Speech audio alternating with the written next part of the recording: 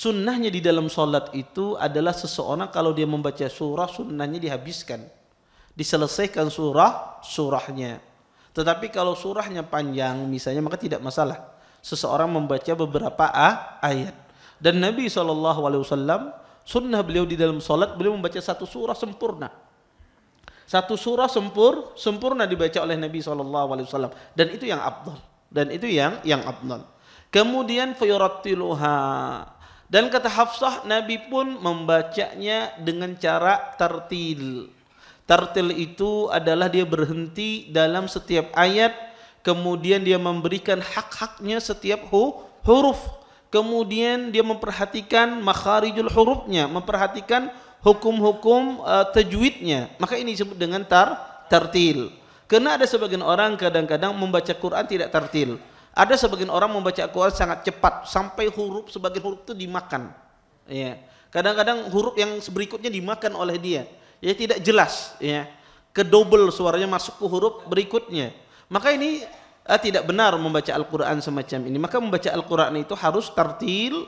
Setiap ayat dia berhenti. Ini yang paling afdal. Satu ayat dia berhenti, satu ayat dia berhenti. Ya. Kemudian ya, para ulama mengatakan bahwasanya hendaknya diberikan hak-haknya, hak-hak huruf tersebut, hak-hak makharijul huruf. Dan kita perlu tahu bahwasanya mungkin tidak ada orang yang bisa sempurna yang membaca Al-Quran Karim. Mungkin di kita pasti adalah salah-salah di dalam baca Al-Quran. Yang penting jangan kesalahan yang fatal, ya.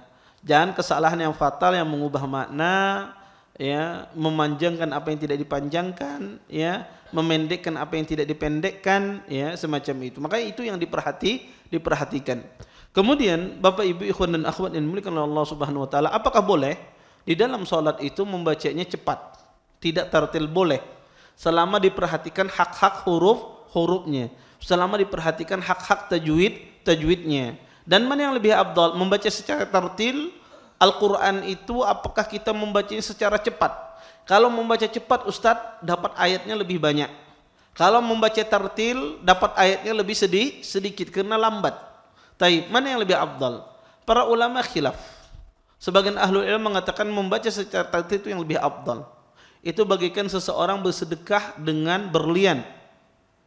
Tetapi kalau dia membaca cepat itu banyak, ya. Tetapi kata para ulama, ya, itu bagaikan orang bersedekah dengan perak yang jumlahnya banyak.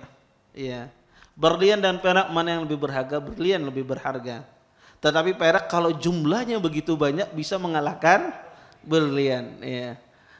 Dan berliannya kalau berliannya unik, ya, jarang, lebih mahal. Ya. Maka kata para ulama rahimahullah taala, sehingga terjadi khilaf di kalangan para ulama dalam masalah ini.